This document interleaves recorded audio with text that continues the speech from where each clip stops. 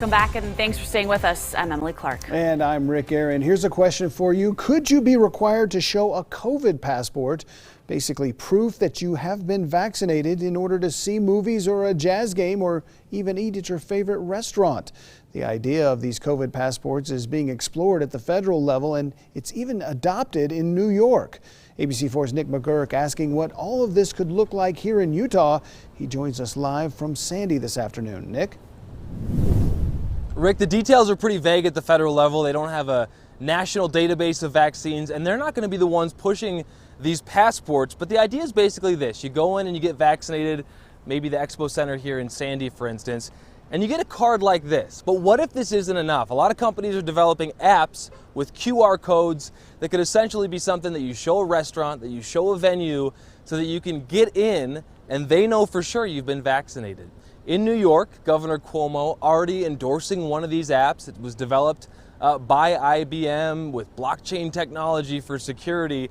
And at Madison Square Garden, they're requiring that you have some kind of proof if you want to get into their venue. Now, a number of cruise lines have already said they're going to require vaccine proof for passengers. The Biden administration says they're leaving these efforts up to the states and the private sector, but I mentioned Madison Square Garden. This is what could happen in the future. They're mandating proof that you're COVID-free. So either you have proof of a recent test, they offer a rapid test on site, or you could show your vaccine record through that's called that digital Excelsior Pass. A venue might want to encourage people to come by saying, we're vaccine required, so you can be safe if you come here. And so they might think, a restaurant might think it's a selling point if they think that most of their audience is likely to have been vaccinated and is likely to want to go to a place that's vaccine only.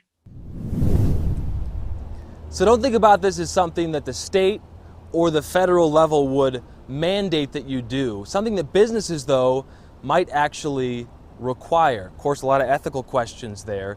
This is something to look out for in the future. There's 17 different initiatives, according to the Washington Post, 17 different apps. So yes, it is complicated and murky, but I reached out to the Jazz, the Utah Department of Health, and other local organizations to see what their thoughts are, whether they might require proof of vaccination. I'll have more on that coming up at 5. Live in Sandy, I'm Nick McGurk.